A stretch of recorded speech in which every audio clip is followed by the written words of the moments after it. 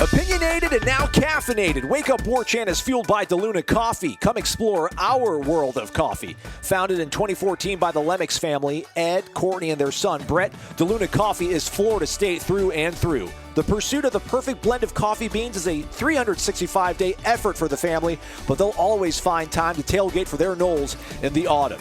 Stand at attention for their red, white, and brew. In honor of armed forces, the Army, Navy, Air Force, Marines, and Coast Guard, DeLuna has created this fair trade organic blend. Enjoy this premium French roast coffee and salute to the good old USA. Use the promo code WARCHANT15 for a 15% discount. Visit DeLunaCoffee.com and check out their Facebook and Instagram. From Tally to Cali, It's time to wake up. wake up, wake up. WarChant.com is your ultimate Seminole sports source. and this is Wake Up Warchant, fueled by DeLuna Coffee. Coffee's for closers only. Now here's WarChant.com's Aslan Hajavandi. And Corey Clark. Wake up! Welcome on into Wake Up Warchant, fueled by DeLuna Coffee. Come explore our world of coffee, DeLunaCoffee.com. Promo code WARCHANT15 for them, WARCHANT30 for WARCHANT.com, the ultimate Seminole sports source. We got an action-packed, chock full of Noles news show, everybody. Hope you're excited. Corey Clark, how are you, man? I'm good, buddy. I'm good. Last show of the week, but that certainly doesn't mean we're not going to bring it. I mean, we don't coast on the final show. We go really hard because that's what we do. Yeah, we go ham. You know that, Aslan. Feeling good. Feeling good about things. Looks like Brady's got as we record this, Brady's got a playoff basketball game tonight. Oh. Which I hope he can't hear me saying this, but it wouldn't be the end of the world if they lost, just so the season could be over. Because he'd have to play his friends in the next game, and they have the best kid on the team, and they're going to win, and then Brady's going to feel bad because he lost to his friends. So, and then he's got a baseball tournament on Sunday. So things are getting hectic up here in Georgia, buddy.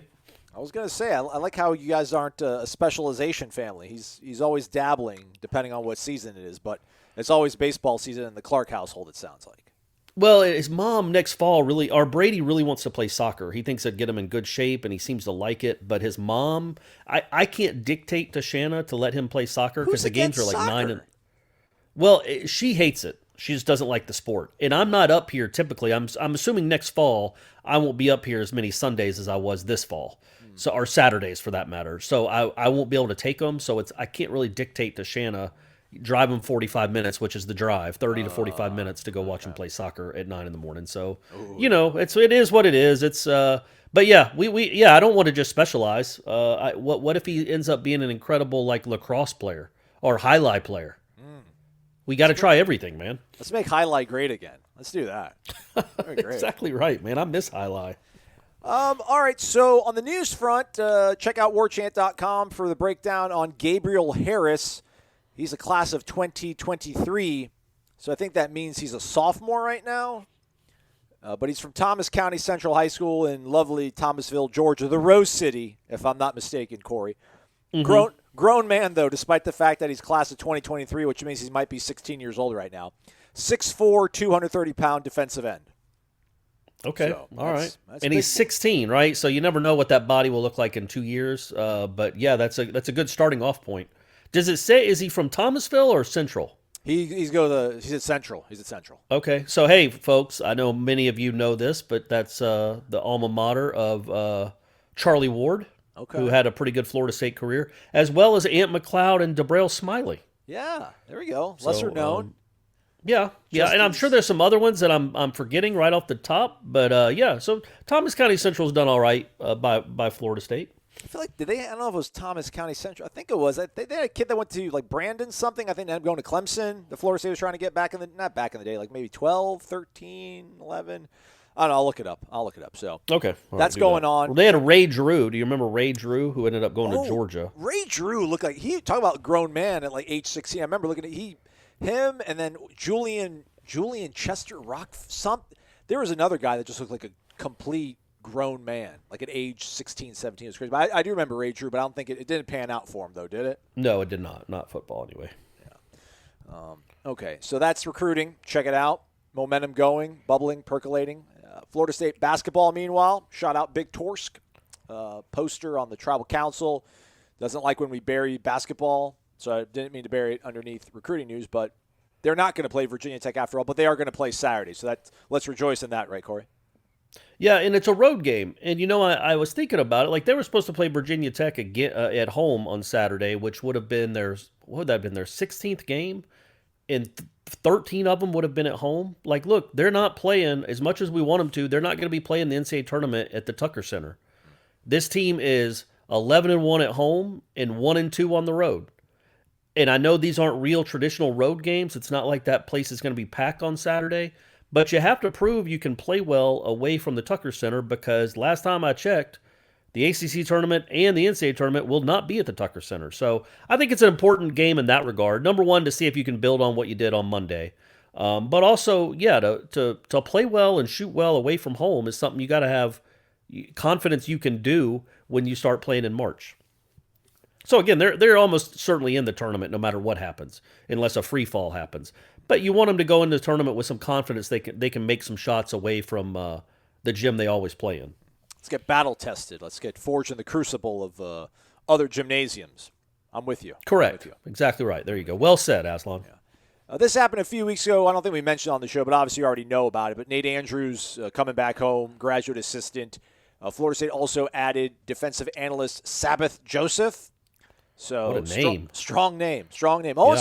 Almost as strong of a name. Well, that's a stronger name, but I just love when names come straight out of Central Casting. Like Carson Montgomery apparently is perhaps the next best thing, or the next big thing, rather, for Florida State baseball. That's just a strong pitcher right there. Carson Montgomery. That's Hollywood name right there. It'd be a golfer, too. I think you could be a golfer with that name. I would not see you being a race car driver with that name. That can't happen. But I think pitcher, golfer, yeah, I think that's about maybe state senator. Tennis star? Yeah, no. Actor? Not to me. Actor maybe, but I just feel like it's golf, senator, and baseball player is great. Those were his only avenues in life. Like, I think Brady Clark, that could be a NASCAR driver name, right? Yeah, that could. Yeah, I think so. But Carson Montgomery, no chance that kid's in a stock car. So they did announce X Games competitor. Yeah, he could be a snowboarder. The FSU baseball did announce their starting rotation. He is in it. Parker Messick, I guess, will be he will be the opening day guy. And then Montgomery and Connor Grady, veteran Connor Grady, will be the other two guys. And they have a myriad of arms. I mean, they're loaded with arms. So to win a spot in the starting rotation is a pretty great feat for a kid that's a true freshman like Carson Montgomery is. And then Messick, I mean, he made his bones coming out of the bullpen. I mean, granted, it was only, like a 1 month long season as a true freshman, but for him to get the quote-unquote Friday night role, that's pretty big, man. Especially because, you got a guy like Connor Grady who's quite experienced, and Carson Montgomery came in with plenty of fanfare. So I guess that just goes to prove just how much of an embarrassment of riches they could potentially have. Yeah, and people may not remember much about last baseball season because it ended up not counting. But, in that game where they finally beat Florida, he pitched the final 3 innings. Mm-hmm. And gave up 0 runs and struck out 7.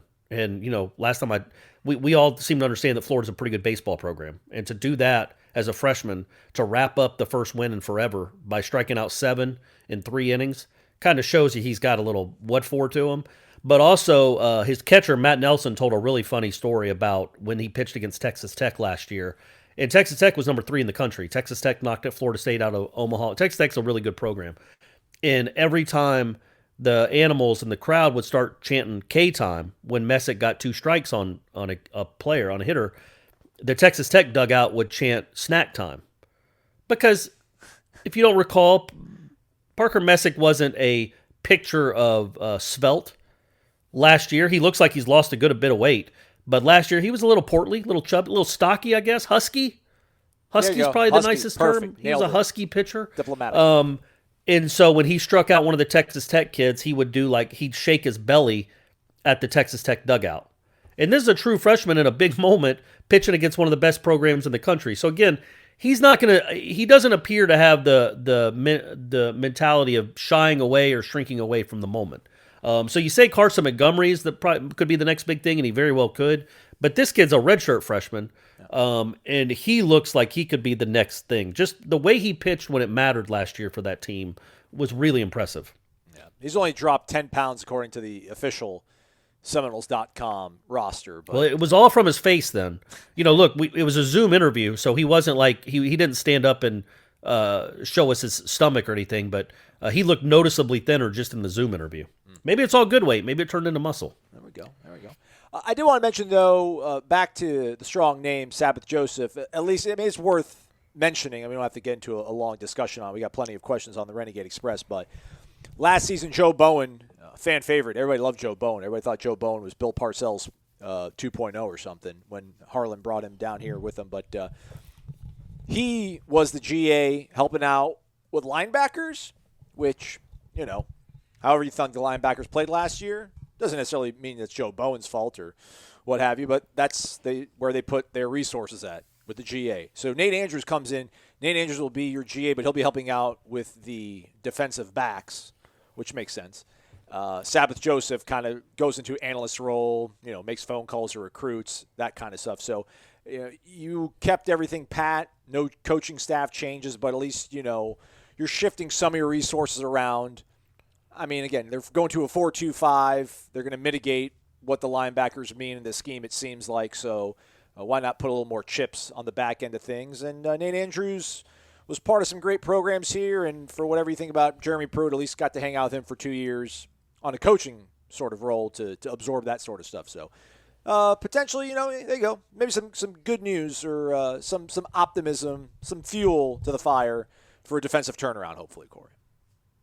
I mean, because of the GA hires and the quality control? Moving around, man. Okay. Add some help. All right. Add some help. Hey, absolutely, man. I'm with you. 100%. I love how you're just so deft with your skepticism that, like, no one realizes it. Everyone's like, of course, just so uplifting, so funny. Aslan's so just mad about everything all the time.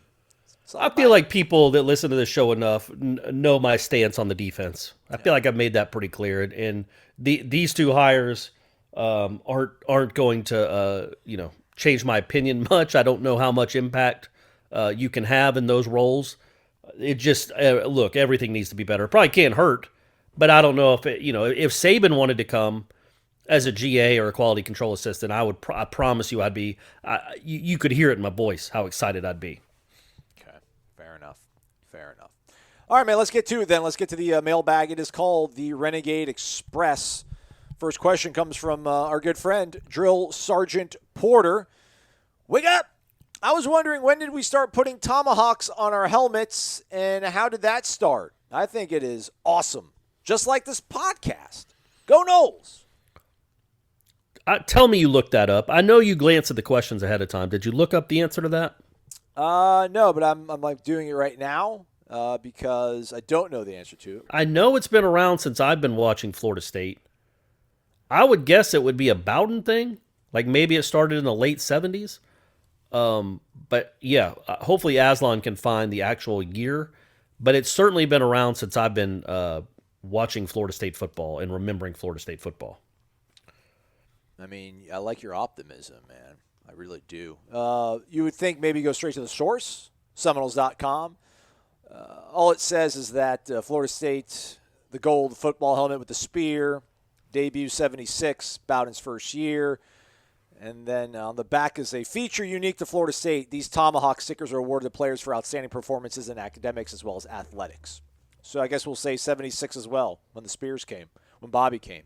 Bobby brought it all.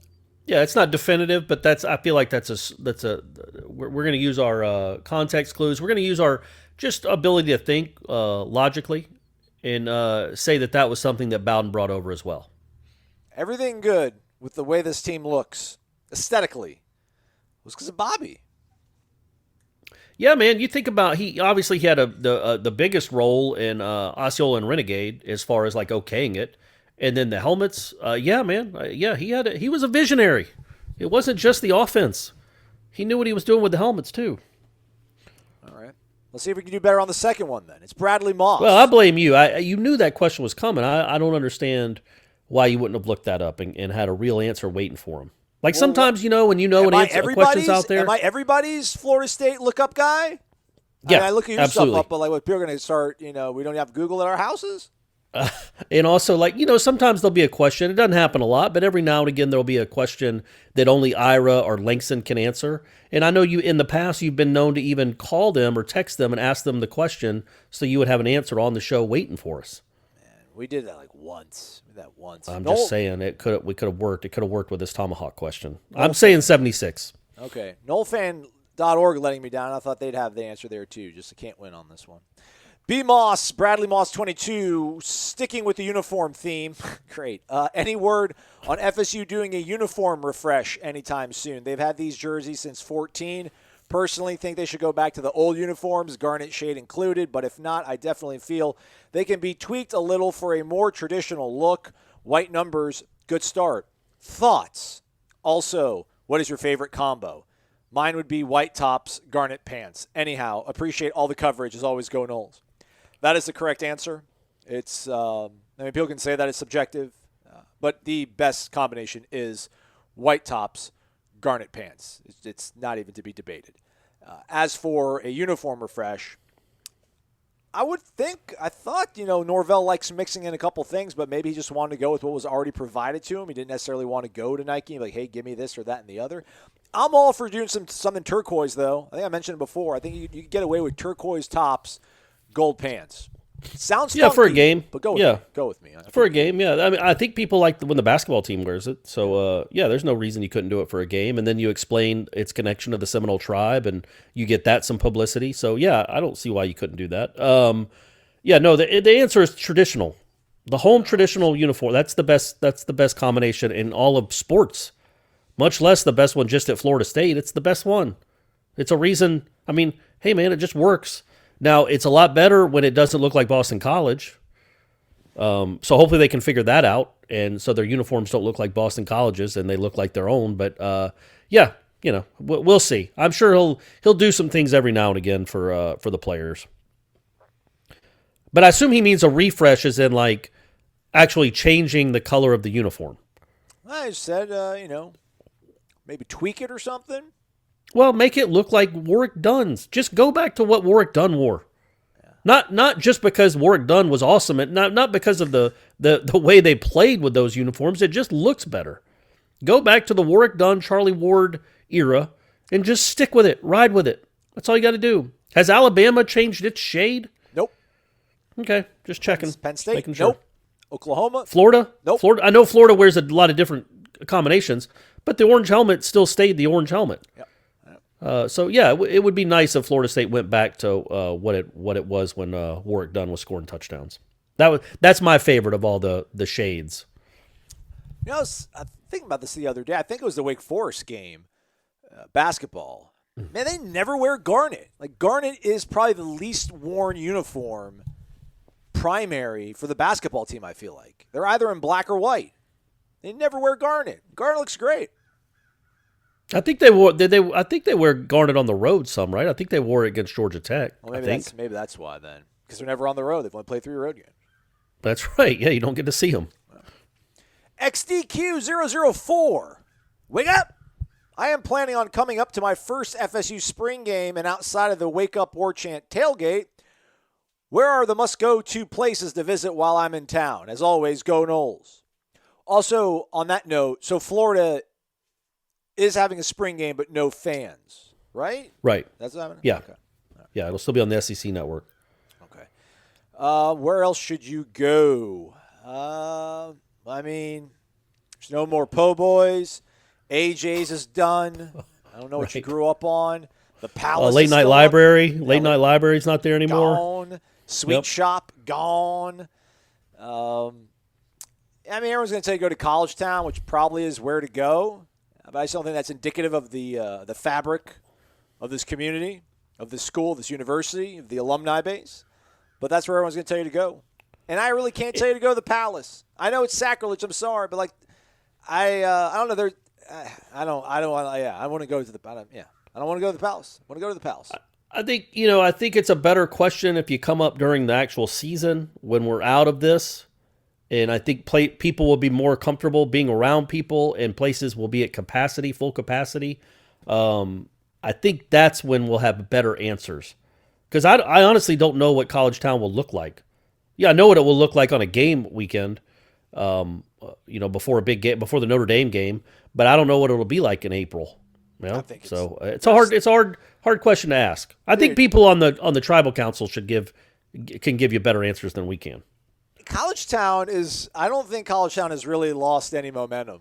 I think College Town is still pretty popping. Yeah, you see pictures every now and again where you're like, oh, that looks like it's 2017. Yeah, so you'll be fine going there. And listen, I understand the Palace Saloon is a institution. I do understand it. I went there plenty of times. I spent plenty of money I didn't really have to spend on $5 pitchers of real good nectar.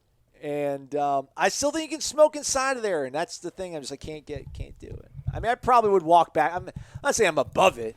I'm just saying, you know. We also have no idea what age he is. I assume it's a he. Yes. That asked this question. If he's 38, I don't know that he's wanting to hang out there. You know what I mean? Or Bulls or a place like that. You know what I mean? I think maybe it's go to Bulls. Yeah, go to Bullwinkle still. I tell you what, you go to Bullwinkle's, and if you're worried about COVID, which is a quality concern to have, justified concern to have, they got the outside patio. That's right. Just go hang out there. You don't have to be clubbing it up inside. You go outside, maybe listen to some live music, or just have fun. Live it up in Tallahassee. Well, so does enjoy the breeze. Well, the Palace has got a patio, and so College Town's open air to a certain degree. So you'll find something. All I know is that if you're like in your 30s and you want to hang out like in Midtown, which wasn't a thing when you probably were at Florida State or what have you, that's all gone. Everything's gone. It's never coming back either. Probably. That's not true. It'll come back. I don't know. Matt AMCZ. That's Mark in Naples. Wake up! I could not get to sleep on Tuesday night, so I found the 1999 championship game against Virginia Tech on my YouTube feed. I had forgotten that we actually trailed in that game briefly in the third quarter. True story. Then Chris Weinke, Peter Warwick, and Ron Dugans turned on the Jets, and it was over. I was reminded of the physicality we played with in the 90s and how tough, mean, and conditioned we looked on both sides of the ball. Fast forward 20 years, and you watch the 2018-2020 squads, and you're like, how can this be the same program? With all the developments in training and nutrition over the past 20 years, it seems impossible that we could look as soft and slow as we have. These kids were clearly allowed to coast through practice and strength and conditioning the past 5 years. It's imperative that it is fixed. And by all accounts, Mike Norvell is laser focused on that. He did CMN. Come on, you're better than that, Mark. Assuming we have a normal spring practice and fall camp, do you think we'll see a significantly stronger, tougher squad in 2021, or do you think it will take more time? Go Noles. Well, the answer to that question could be, both. Like, it's going to take more time to get certainly to get back to the 99. You don't have Corey Simon and Tommy Polley and Brian Allen running around. It's going to take time to get to that level of play and that level, quite frankly, of physicality and toughness. But you can still take a significant stride this year. We want to see that. It's been such a passive. I don't like using this word, but I'm going to use it. But bear with me. I know it's ridiculous for somebody like me at my age, in my job, to call anybody soft that does what they do, that plays football. But it had the makings of a soft defense and has had for years.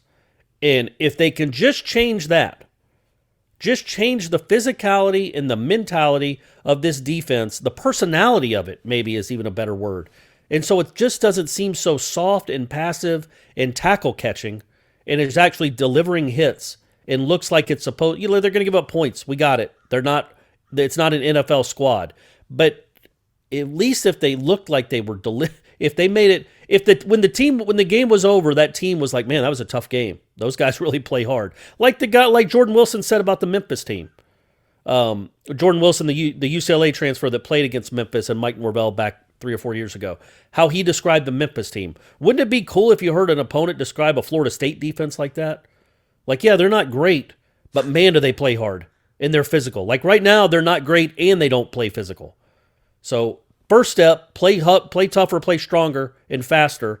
And then the second step is to get better players and, be coordinated and just, actually stop people from scoring, right? I mean, that to me is when you watch that defense, there was just nothing, again, I say it all the time, redeeming about it.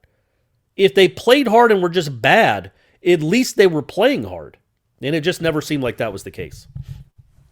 But did they look like they weren't playing hard because they were just not talented? They could be. Yeah, they could be just be slow, too slow. And that looks like you're not playing hard. It's like in baseball, a team looks like it's lethargic or going through the motions when it doesn't get hits. It's like, well, yeah, but when they get hits, they're more fun, right? That's just how baseball works. So maybe football is the same way in that sense. Like maybe they were playing as hard as they possibly can. They're just not fast and strong enough. I didn't ever get that impression, really. It never seemed to me that, like, who would you say on that team, like, was a physical football player that made an impact physically on games? Is that rhetorical? No, I'm legitimately asking you. No, there isn't. I wonder if it's more confidence. You know, is it confidence in what you're being asked to do? Do you believe in what you're being coached to do? Does it all make sense? Because I think these guys are all above average strength, speed, size-wise when it comes to teams in the ACC.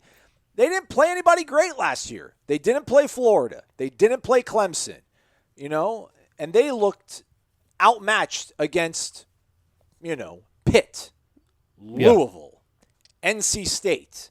Never really moved the line of scrimmage against anyone. People are going to complete passes on you, but it never looked like the line of scrimmage. It never looked like guys were getting pushed back into the quarterback from the middle. The defensive ends, we all know what that was. The linebackers, you know, it just wasn't. There was nothing to put a feather in the cap and say, well, at least they did this. And so, yes, if they can take that next step physically, even though they might not be great, if they're a little bit faster, much stronger, much more physical, and just play with a purpose. And again, that's all nebulous talk. I know you can't. It's hard to quantify. It's attitude. I think it's so much more attitude, personality, faith in your coaching staff than is what you're doing in the weight room. And it looks like they're doing good in the weight room. Josh Storm's posting video of. I mean, Leonard Warner was in that clip. Robert Cooper was in that clip. Josh Griffiths is posting stuff. There's defensive guys cleaning, and Jermaine Johnson's like cleaning 300+ pounds. Those guys are strong, and they're going through the same sort of workouts Alabama and LSU and all those teams do. When it matters, do they know where they have to be? Do they trust the alignment and assignment? Do they trust their fundamentals? AKA, do they trust this coaching staff, what they're being asked to do? That's what's going to make them look physical, not being able to add 15 pounds of their clean. I don't think so, at least. Well, it all adds up, though. It all matters. Like, you do need to get stronger. Whether you're playing with a different mindset or not, you still need to be strong. You need to be stronger. You need to get better. You need to get, you need to be physically superior to what you were last year. And that should happen. I mean, it's a full year in a college weight room, and it's a full year with a college strength coach. So that all should happen. But yeah, you're right too. It's an attitude too. And it would just be nice to see. It would just be nice to see. There are plenty of examples of guys that weren't overly look, I know this is weird because he played in the NFL. He's now been in the league for a decade. But Vince Williams was never a guy that you watched in college and were like, man, he's soft. You know, he wasn't the most athletic guy in the world. Vince Williams wasn't. Yeah. But man, he played hard. Nick Moody too. Right. Those guys played differently. They weren't, I guess Vince Williams was a 10-year NFL talent, but Nick Moody wasn't. But Nick Moody still played really hard and still hit you. And I just feel like you need some of that, man. You need all those guys to have that kind of personality, which is easier said than done. Some guys just maybe don't have it. I don't know. It's hard for me to talk about the defense without starting to get upset again. Those guys are also coached by Mark Stoops. Pretty good coach. Yeah, correct. But yeah, I mean, we'll see significantly stronger, tougher squad in 2021. I don't think significantly is a strong word. I do think we'll see a tougher team. I don't know if it'll be significantly, though. Sure hope so, though, because I do want to see this team do well, despite what everybody thinks. Random_John. Good morning, Aslan, Corey, and the fine people of Warchant listening right now. Given the amount of basketball games canceled around the country, how do you believe seeding for tournaments will be implemented?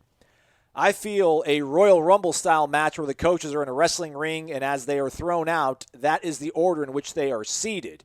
Would be an interesting model. Imagine Leonard tossing Mike Krzyzewski over the top rope and having Mike land on the announcer's table. Glorious. Also, drink DeLuna coffee, Seminole made, Renegade approved. And I only say this because of the way what he calls his defense is the junkyard dog defense. Oh, there we go. Good. So if Leonard dressed up like the junkyard dog from the 80s, Started eating the turnbuckle? that was George the Animal Steel. I don't know what I think. The junkyard dog just had that wild-eyed look and maybe would slap his face occasionally. Okay. And I think he wore red shorts.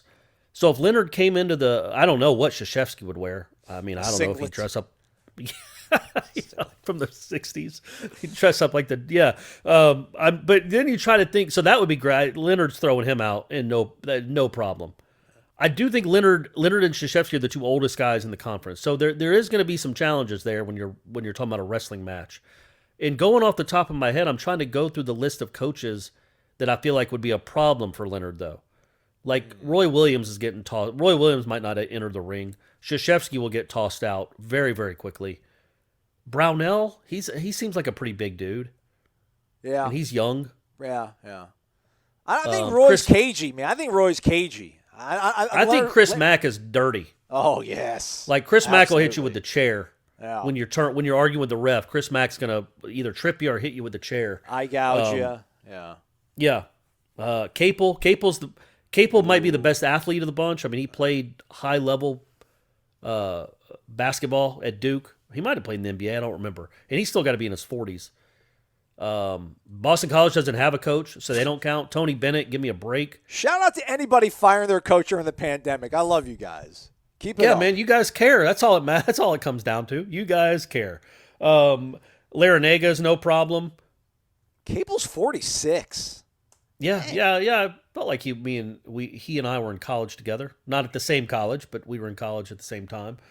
I'm sure there's But like Mark Few's going down. Mark Few's going down hard. Oh, if we're doing the NCAA tournament, yeah, Mark Few has no chance. Scott Drew, give me a break. Patrick Ewing at Georgetown. I don't know that they probably won't make the tournament, so you're not really worrying about that, but he would be a problem. I like our chances. Yeah, I like Leonard's chances. Yeah. Even at 72, I like Leonard's chances, at least in the ACC. And then I think like CY will be that guy that comes out the back, like runs in and what the rest is that CY's music? Yeah, exactly right. Yeah, throw somebody over there. What do you think right now, though, as we sit here, Corey? Like, do you think Florida State will be they'll be on the top line, like 4 seed better? Yeah, they've got, what have they got? 5 games left scheduled. Maybe they can sneak in. North Carolina on Wednesday played Northeastern. Yeah. North Carolina sent out a text because one of their games was canceled. Maybe Louisville, I can't remember who, was postponed. So they sent out a tweet on Monday saying, we're looking for a game if anybody wants to come play us in a game. And Northeastern was like, yeah, sure, we'll come. Yeah, so Wednesday night. Not Northwestern, everybody. Not Northwestern, not the team in the Big Ten out of Chicago. Northeastern. No, Northeastern. Yeah. The ship from the Deadliest Catch. So they played Northeastern, and then you're like, well, I guess Florida State could maybe do something like that. I just think it's going to be really hard. This one worked out where they could reschedule the Pitt game, but only because another game got canceled. I don't know, with only 2 weeks left in the regular season after this weekend, there's just not enough time to maybe reschedule a conference game. Plus, if you can't because the team has a COVID issue. So Florida State could maybe call out to North Florida again or somebody like that to come play. But other than that, I think they're going to be a 4 seed if they can win 3 of the 5. If they can win 3 of the 5, they're definitely maybe even 2 of the 5. I think they're a top 4 seed, probably a 4 seed. If they win them all, they could be a 2. Okay, I think if they win them all, even though they will have played like 12 less games than other teams. Do you think it will matter how Virginia looks? Like, does Florida State have to make sure they are the best team in the ACC in the eyes of the committees? Yeah, probably. I mean, I think Virginia will end up with a similar record to Florida State, but having played more games.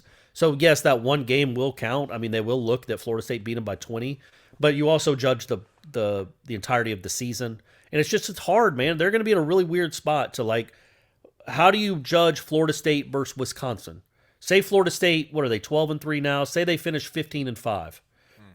And Wisconsin finishes 21-11 or 22-10. Like, how do you judge that? And they're in a good conference. Like, that's just, there's so many more games that a team's played. It's like the whole Ohio State getting in the playoff.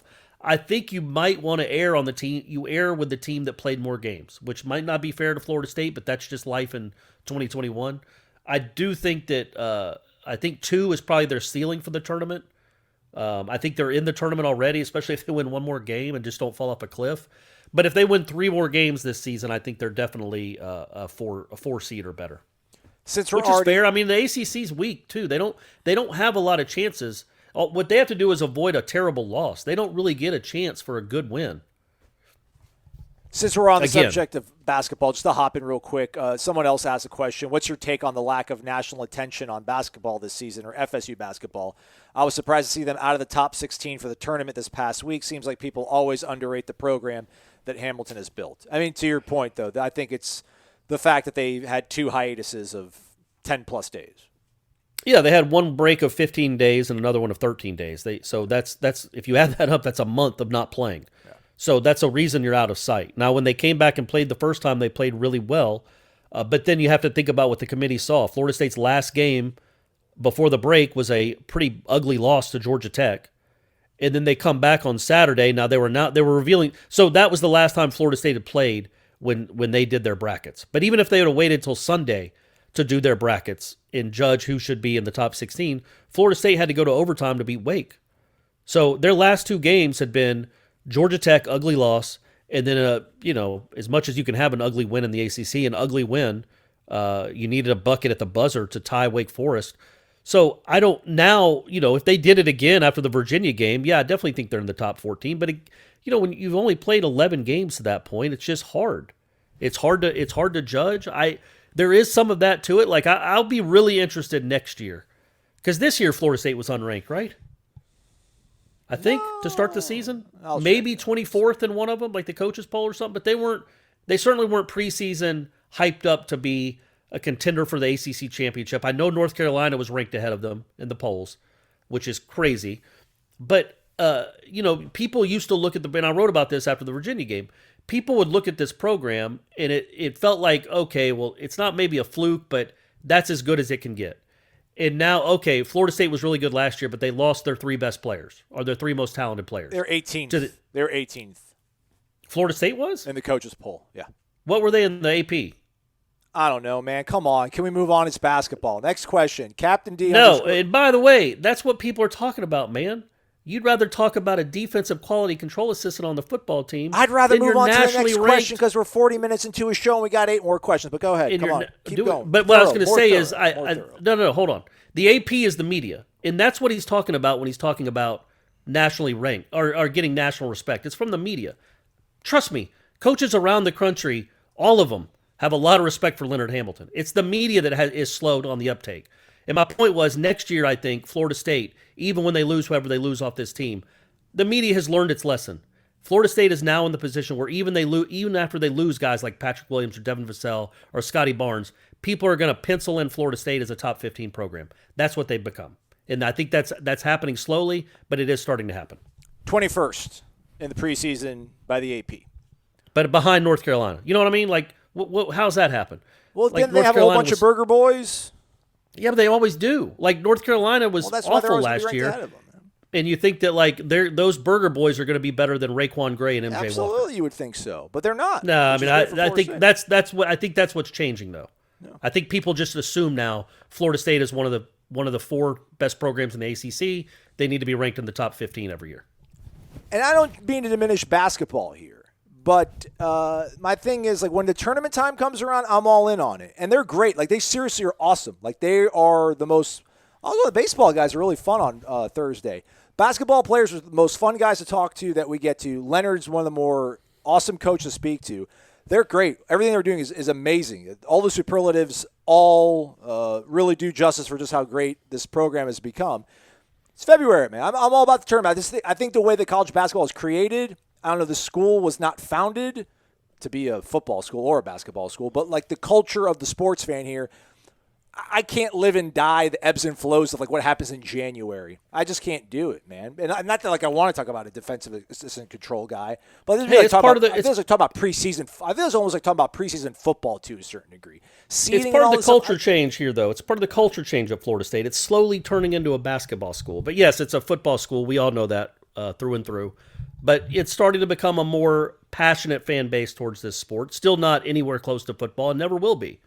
But I think that's another effect of what this last 5 years has done is I think Florida State fans are a little more keyed in on recruiting in basketball. They are more keyed in on like the seeding conversations and where they might end up in the tournament. But it's slowly limping along. It's not in a full sprint yet. I would like to do a jaywalking segment, like in Delray Beach, Fort Myers, and like Ocala, and just like, who's your favorite sports, college team in the state? And just be like, can you name 3 guys on Florida State's football team? I don't know if they could. And that's the whole thing. It shows just how good basketball is. Not that they probably could name 3 guys on basketball, but like we talk about chasing Clemson, and Clemson's got to kind of make its way down so that Florida can catch up with them. Like, I think that's so much of what obviously has made this basketball team become so much more popular is that the football team has fallen on hard times. But, yeah, I mean, the football team has nothing that's really marketable nationwide, statewide. But, Scotty Barnes, you were hoping if they didn't have all these layoffs, probably could have strung something together and become a household name. But whatever, we'll take the wins. That's all I care about. He's got March to become a household name. You're right. Captain D _63, wake up or keep it going. Whatever time of day you're taping this, hope you're having a great day so far. So here's my first question. He asked about the rotation for game 1 of the baseball season.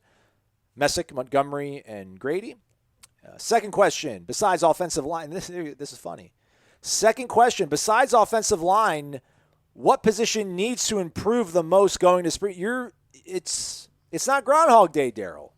I don't think the offensive line is like in your top 3 segments. I don't, Corey. But if you do think the offensive line, besides them, what unit needs to improve to make this team do all they can to win 8 or 9 games with the players they have brought in? Defensive line and wide receivers. If I'm not going to exclude offensive line, but those are the next 2 on my list. Do you think offensive line is, though? I mean, I don't, but I mean, it's fine if you do. No. I think defensive line. If the offensive line plays like it did last year, this year in 2021, it'll be good enough to get to 7 or 8 wins.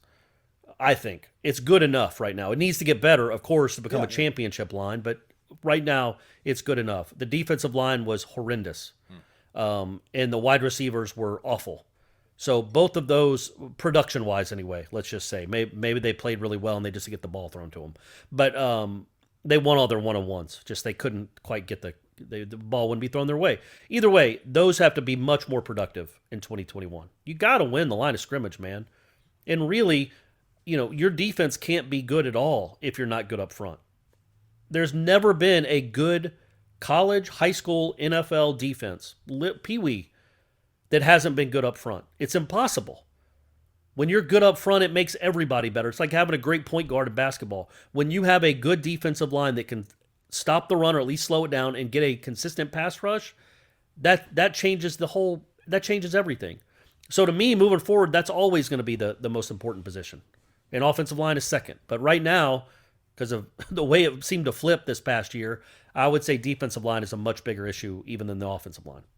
Am I giving Alex Atkins too much benefit of the doubt? I just think that they turned it around to a significant degree, to steal an adjective from earlier in the show from Mark. I think they significantly got better on the offensive line. And not that they're going to make the same, 10-level jump this year, but I still think they're going to improve over what they were last year, which means they're going to be that much better. Like, I think they'll be competent, right? They might be. What would we say? So in 19 they were a disaster. 18 Correct. They were a disaster. Yes. 2020 they were competent, right? Wouldn't you say that the offensive line it wasn't good? It might not have been even average, but it was competent. So if it takes a similar jump in 2021, it could actually be decent. Imagine Florida State with a decent offensive line 2 years after that horror show that we saw. That would be crazy. That'd be crazy. So yes, I don't think they don't need to be stagnant. They need to be better than they were last year, and if they're better than they were last year, they'll be decent. Well, how about this? Which again, did they look soft? The offensive line did not look soft to me last year. They had the same lack of facilities, lack of strength and conditioning. I think that's a coaching thing, man. I think that's having a guy that knows what he's talking about, He's putting the right guys in the position. They trust in this guy. They believe in what he's doing, and they go out there and they execute what they're being asked. And they're not being asked to do anything that's too far out of the realm of what is their sort of comfort zone. Now you're asking guys just to put their hands on another dude and push him around, which is a little bit, less nuanced maybe than trying to get a, linebacker to figure out leverage and when to trigger and all that kind of stuff. But I think a lot of that, man, Maurice Smith, I don't think is, I don't think he's outlifting Alec Eberle, man, but I think he had better, stronger coaching, better guys around him. And I think all those guys just were groomed up a little bit better, man. So yeah, and they're all young, so they should keep improving, and they should be decent this year. And if the defensive line has to go from a horror show to competent. And then maybe in 2022 it'll be decent. It seems like the defensive line is, to me anyway, has taken over the role of the offensive line. It was not good enough at all. It was an embarrassment, quite frankly, for what Florida State is to have production like that from your defensive line. It was embarrassing. So that has to be figured out. To me, that's priority number one on the entire team. That's the most freezing cold take ever on this program, right? Was the fact that we're like, yeah, man, Josh Kando, if he can be what he can be off the edge, this might be the best defensive line in the country. Oh my God, I can't think believe about I said that. Yeah, there was people that thought that. Like we said that they should be good. They should have been the strength of the team. We thought that was going to be the strength of the team. Ew. Marvin Wilson, Corey Durden, Robert Cooper, those guys had played and played well. J-Rob was J-Rob, but we thought, okay, he'll get a little better, but even if he just stays the same, he's serviceable. And what if Kando turns into something finally? And none of it happened. DAC 14J. By the way, Daryl does say, thanks for all you do. Hit the like button, subscribe to warchant.com, and if you're a coffee drinker, buy DeLuna coffee and help out a fellow Nole. Go Nole. Even if you're not a coffee drinker, give it to buy DeLuna coffee. Yeah. Come on. DeLunacoffee.com. DAC 14J. Wake up! I'm curious to know if you believe any of our projected starters this coming season will be drafted in the 2022 NFL draft, assuming they play as well as we think they can/will. If so, what players do you think are good enough, and what round do you think they'd go? Go Yikes. Noles and drink some DeLuna coffee. Thank you. That's tough. What round? All right, well, so Jamie Robinson. Actually, no, I'm getting ahead of myself. We're talking about the draft. I think somebody else asked another question about who's going to start, so I got ahead of myself. I did look ahead to that one, Corey. Proud of me? Huh? There you go. So yeah. You got that one locked and loaded, just not the Tomahawk one. Jermaine Johnson. Yep. Yeah, who knows what round? We'll see. I would think he's probably I guess he could, depending on what kind of year he has, maybe he proves to be one of the better rush ends in the country, and then he's a second-round guy. Yeah. But I would assume he's a third-day guy, third round to fifth round maybe. That's hard to peg. And I've never seen him play. I mean, I've seen him play, but I've never seen him play in person as an every-down defensive end. So, I think he's a guy that would get drafted. Coop? I think Coop. Third day guy. Yeah, maybe. Let's stay on defense. Keir Thomas, I think, is a guy. There's the transfers that seem like the most. That's probably an issue, right? Sadly, they seem to be the guys that have the best chance. Is guys that have been at Florida State for like 7 minutes. On offense, let's say on Gainer will get drafted. His measurables are too good. And I don't think he's got that bad a tape. Like, he doesn't have tape where he's just getting pushed on roller skates. Yeah, maybe. All right. Yeah. No, I mean, I don't know. I haven't. It's all, there are 40 linebackers, 60 linebackers drafted in a season, 50 maybe 40. 40 was probably the right answer. If Mako Dotson's healthy. Yeah, see, again, we don't know. It's just hard to know. They're assuming. We're asked to assume there are no they play as well as we think. I would. In the secondary, let's say they're going to play the best that we think they are, and I think you and I have a pretty reasonable expectation. Like, we don't think anybody's going to become first-team All-American on that. Yeah. So I think Gainer is draftable. I think the two transfers we talked about are draftable. Cooper maybe, and then on offense, maybe one of the linemen, maybe Cam McDonald. But we haven't seen enough out of the running backs, and certainly not enough out of any of the receivers, none, to think that they would be a viable draft pick option. But that can change. But right now, if you're asking me today, I don't think there's a surefire, absolute, no doubt draft pick on the offense. Some of them will get drafted, obviously, but I don't know who. I don't know which one would be. Like, it's not like when you saw, Jalen Ramsey and you're like, well, that guy, a Derwin. Those guys will probably be picked in a few years. That's not happening. There's nobody like that on this current roster, but which is a pretty no-duh statement. What about Mackenzie Milton? Mackenzie Milton get drafted? I don't know, man. Maybe if he's not Kyler Murray, obviously, athletically, but he's as tall as Kyler Murray. And maybe the way the game is changing, you don't all have to be 6'6". So maybe if he has an incredible season, somebody might take a flyer on him in the 5th or 6th round. If they're an 8-win team, assuming they play as well as we think they can, if this is an 8-win team and Mackenzie Milton's the starting quarterback, does he get drafted? Yes. Yeah, I don't know. Maybe. Yeah, man. If he goes out there, it's hard to know because 3,000 I wonder if he'd have been drafted in. touchdowns. Would he have been drafted in 19 if he didn't have the injury? I don't know. Probably. I don't know. Yeah, but come on, dude, man. Yeah. They won every game he played in. Yeah, but there's a lot of really good college quarterbacks that they don't even think about. By the way, I think we need to give a shout out to Tim Tebow. His professional baseball career came to an end. He retired on, I guess that was Wednesday. And next show we'll probably do our top 10 list of favorite Tim Tebow baseball moments. There's a lot to choose from. To say goodbye to yesterday. That's tough. Only 33 and giving up the dream of being a minor league baseball player. $1.55. Also, DAC 14J says, "Go Noles and drink some DeLuna coffee." Y'all are learning quickly. I love it. Yeah, they do, man. Doesn't take them long. And seriously, shout out to everybody that has tweeted at us and posted on YouTube saying that they're going to order the coffee. Kirknell, man. Shane's still got no power in Texas, and he ordered coffee, Corey. What a dude. I'll warm you up. I guess there's no way to make it, though. I guess you could just eat it. Right? For now? You can eat coffee, can't you?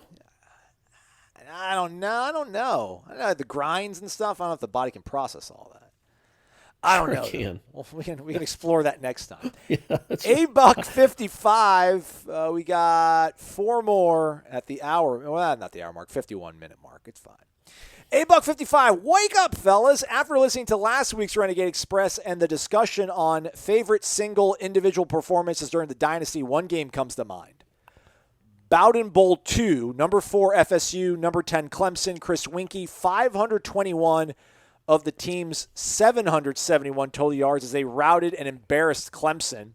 But what has and will always stick out to me from that game is my favorite play in FSU history still to this day, and that's Weinke's 98-yard touchdown pass to Snoop Minnis. What an exciting play to watch. I wish we could get back to that type of play and dominance over Clemson. Go Noles. Thank you, $1.55. I pointed that play out, and Corey rebuffed me.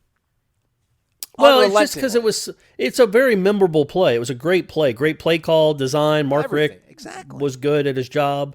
Weinke doing a great fake, and I think he was looking up at the video board maybe to make sure he wasn't going to be sacked, which is a cool little detail of that play. But it was also, what was it, 51-7 or something? Not at that point. So it wasn't. No, I know. I think that at that point it was like 3-0 or 7-0. It wasn't a rout at that point, but I'm saying like it ended up being a cool play and a blowout. What if somebody said their favorite defensive play was LaMarcus Joyner rattling Taj Boyd blindside? Like, well, that was only, we beat Clemson. Well, true. Yeah, that's true. That's a good point. I go to to me, and there's no wrong answer. It's not objective. But I just go to the plays that, like the Ward to Dunn play, even Peter Warrick against Clemson that day in 97. Like if he doesn't do all of that stuff, they might lose the game. If Snoop drops that pass, they still win the game by 5 touchdowns. That would be my point. But it is an all-time great play, an incredible play.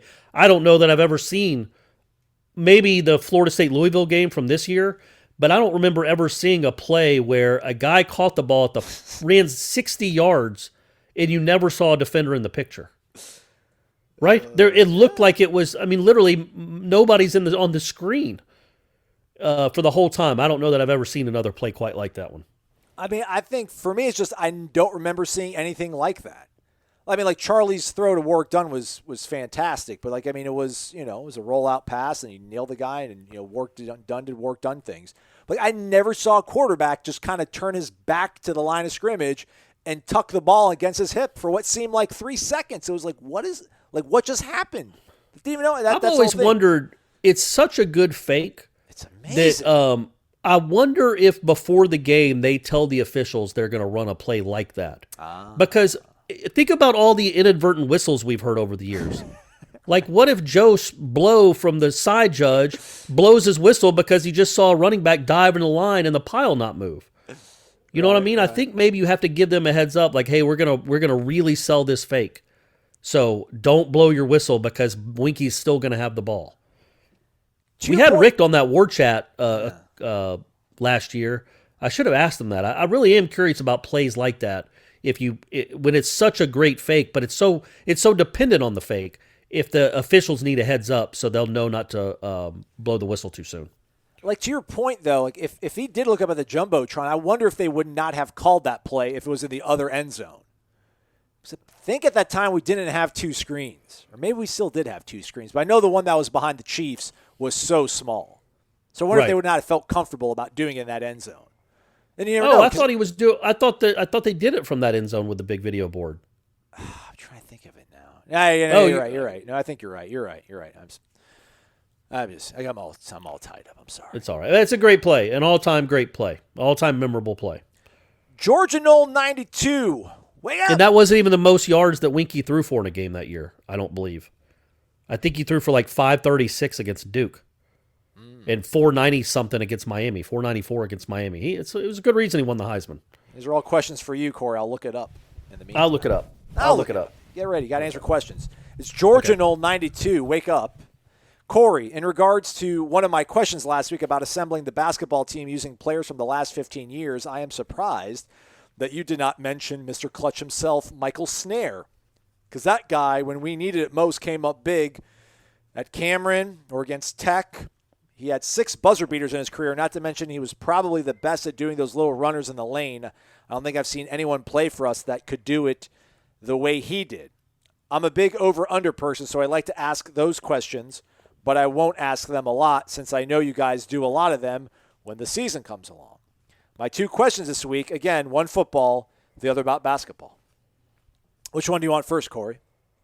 Let's do basketball so then you could continue your research. Who do you think has been the best overall guard either at the 1 or 2 that has played for Florida State in the Leonard Hamilton era? So look, Malik Beasley's averaging like 21 a game in the league, and he was good in college. Well, good on offense anyway. Dwayne Bacon was something else. Tony Douglas had an incredible senior year. But to me, man, I just think that answer is Trent Forrest. Although I don't know what kind of NBA career he's going to have. He didn't average 20 a game like Tony. But his impact on both ends of the floor, the fact that they won so many games with him, and it wasn't a coincidence. He didn't just happen to be out there. He was a reason they were winning games. And in the tournament, as a sophomore, he was one of the better defenders in the country. And I mean, you think about the Xavier game, he had multiple steals and breakouts that led that comeback. And then even in the next year when he battled with turf toe all year, in the game against Gonzaga where they lost, he single-handedly kept them in the game with an incredible performance. And then we all saw what he did as a senior. And I just think when you factor what he did on the court with his leadership off it, the ambassador he was for the school, I think that's the guy. I just think that's the guy. He's an all-timer. It's a fair point about Snaer. My only counter to that would be, and I like Michael Snaer. He was a very good player. I just think if you look at overall skills, maybe a better defender than Bacon, but I still think, and it's not like Bacon didn't hit some clutch shots in his life. It wasn't just the Virginia game. He had a game winner against Florida. He had a couple other games where he kind of put it out of a reach with last-minute shots. So he had some clutch in him too, and he was just a bit bigger, a bit more athletic, and a little bit better scorer. So I think I would go with Bacon over Snaer. But look, man, I get it. Snaer was really good, and clutch as could be. I got to trust my gut. They scored the touchdown. Weinke to Snoop went into the student end zone, which was the bigger one was at the time. No, that's what I'm saying. So he looked up to the video board that wasn't big, is what you're saying. He didn't look up at any kind of board. I just saw him. There's no way his peripheral vision was that big. But just did you watch the replay? Yeah, I'm looking at it right now. Yeah. You know what I might be thinking, because obviously I followed Georgia when Rick went to Georgia. He ran a similar play with David Green as quarterback, and I remember David Green admitting that he looked up because he turned his back to the defense too, and he was looking up at the video board to make sure nobody was about to blindside him. Yeah. So maybe that's where I got confused. Sorry, buddy. All right, let's get back to it, Corey. Chris Weinke threw for 521 yards against Clemson. You said it was not the most yards he threw in 2000. So what was your guess? I thought it was against Duke. How many yards? I thought he threw for 536. And you said something about Miami? I thought Miami was 494. Somewhere in that neighborhood, 490. No. So close. You nailed it on Duke. 536 yards, 37 of 47, 5 touchdowns, 1 pick, 536 yards against Duke, 496 against Miami. Oh, man, those extra 2 yards.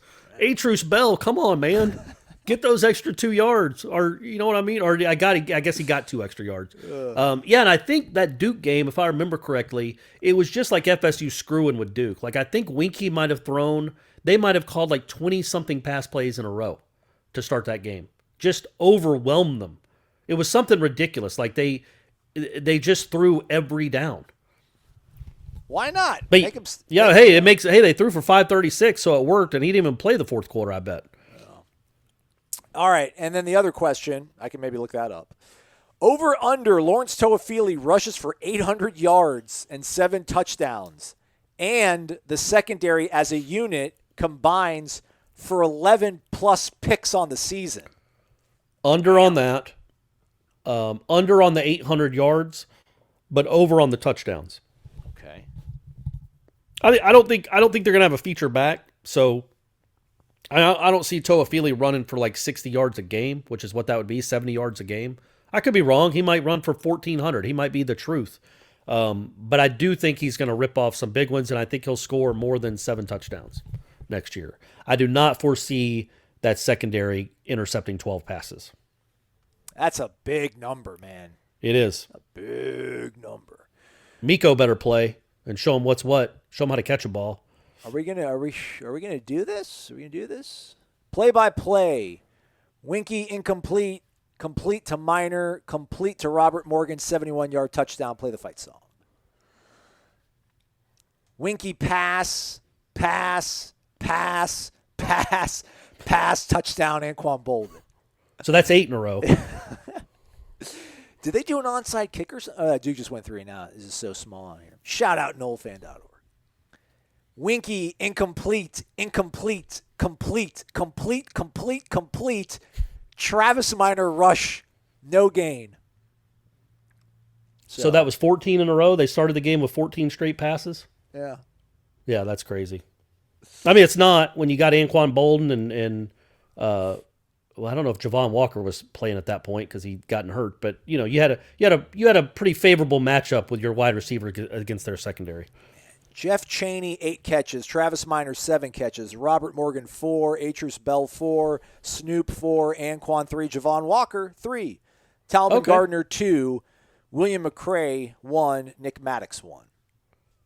Yeah, doesn't it feel like, though, like, hey, wouldn't it be cool? It feels like in the coaches meeting, they were like, would it be kind of cool just to see how many yards we could throw for? Like, why are we even going to run the ball? Like, if we want to give the ball to Travis, just throw a swing pass to him. But let's see. It'd be like a team just shooting nothing but threes. Like, let's just see if we shoot 100 threes, what the score is at the end of the game. It felt like because they knew what they were and they knew what Duke was, they could do this. But, like, wouldn't it be cool if we just, out of the 40 plays we run in the first half, 38 are passes? And let's just see how many yards Chris can throw for? It must have been a fun time to be a coach at Florida State back then. You're right. All right, GSO Nole.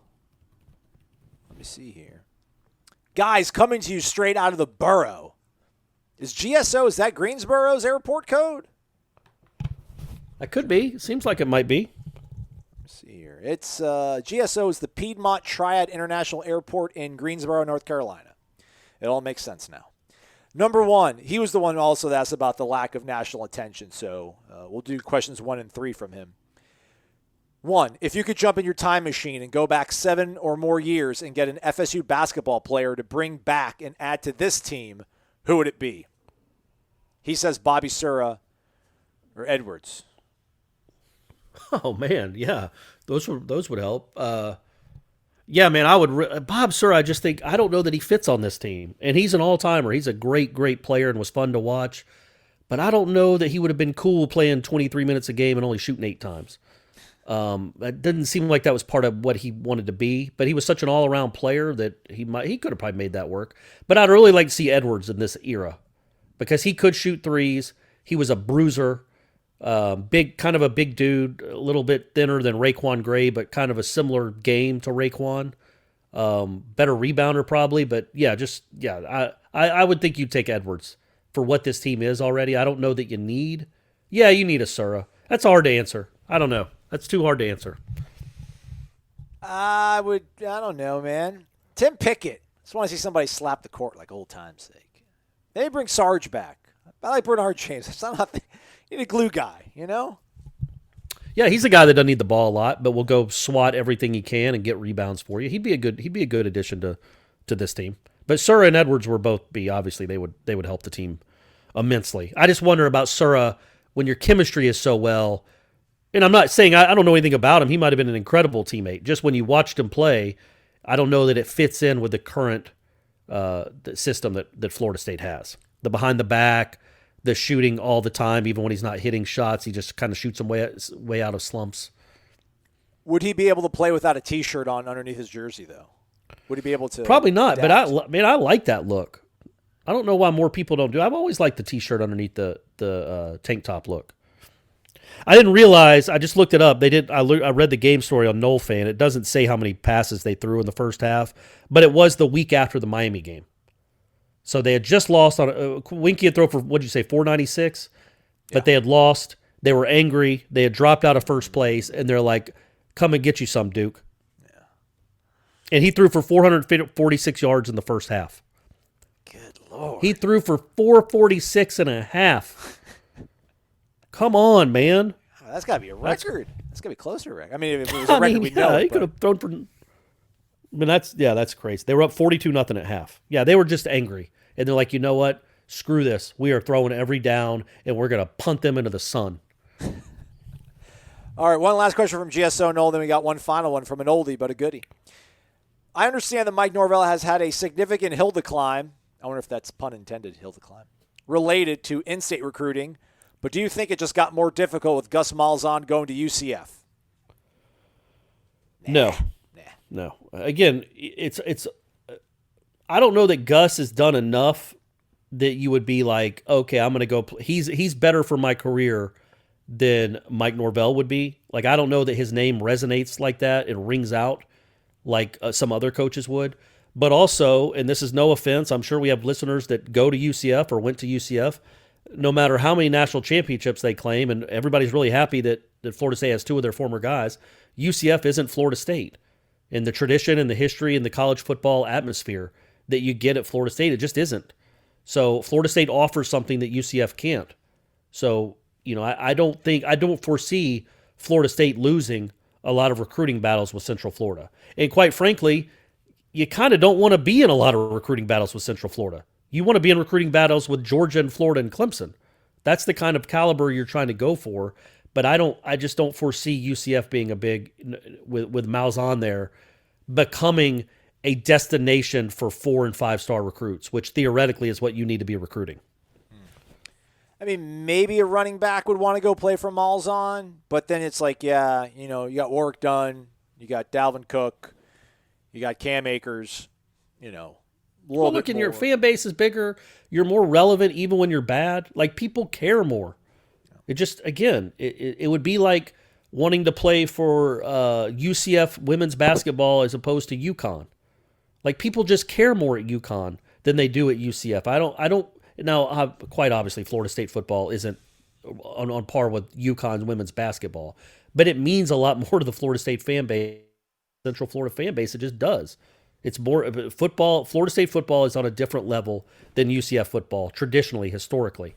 And with the fan base and with the attention, with the money, you're going to have Who knows how many flight simulators are going to be in more in 3 years? Right. UCF can't compete with that. You're going to have 2 barber shops, a recording studio, probably a go-kart track.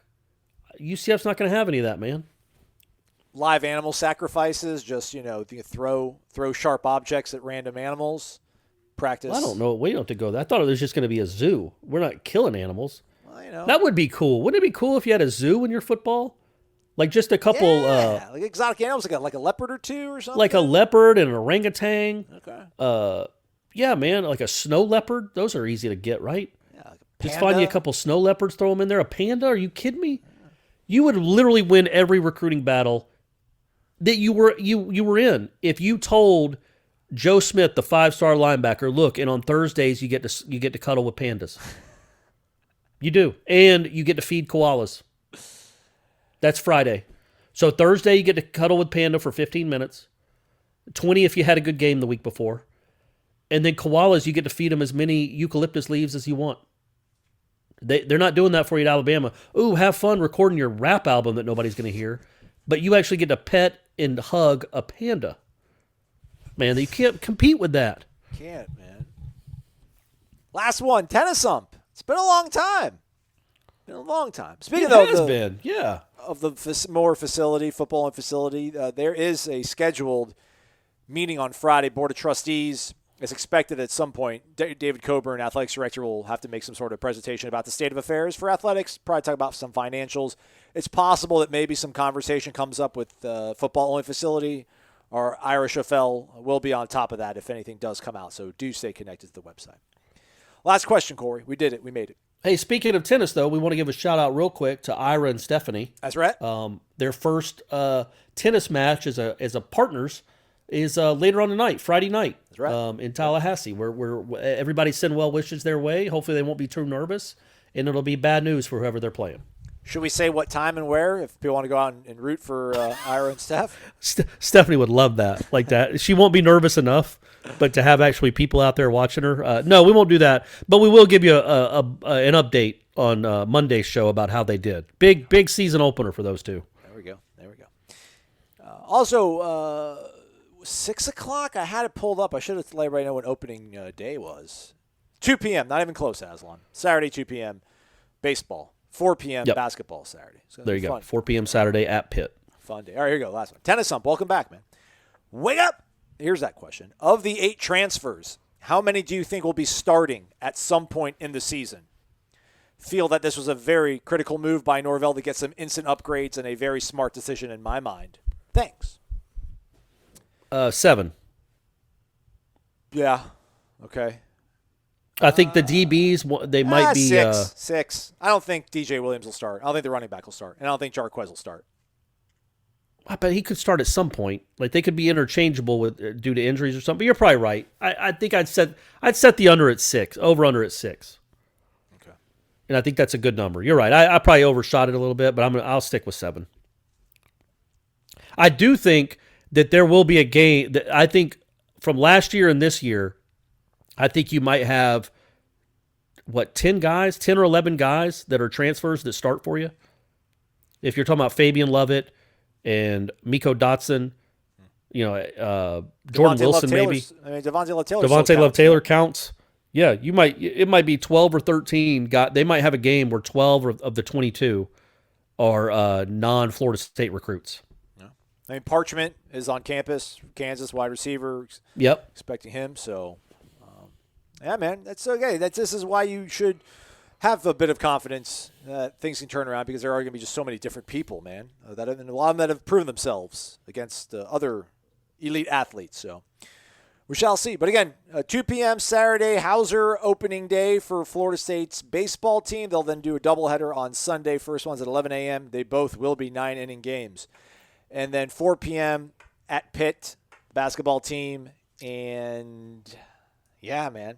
We'll do a show for you folks on Monday to talk about all of that and the tennis match with Ira and Stephanie, of course, and Brady's basketball tournament as well, too, right?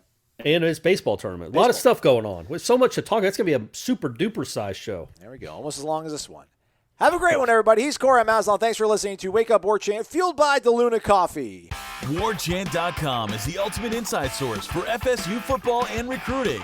And now you can get in on the action for free for an entire month. Warchant.com is offering a risk-free 30-day trial subscription. Get full access to the #1 website covering the Seminoles just by entering the promo code WARCHANT30. That's WARCHANT30. Sign up and get in on the world's most active FSU message boards. Receive breaking news, stories from our award-winning staff, plus get exclusive interviews and videos. Just enter the promo code WARCHANT30. Warchant.com, your ultimate Seminole sports source.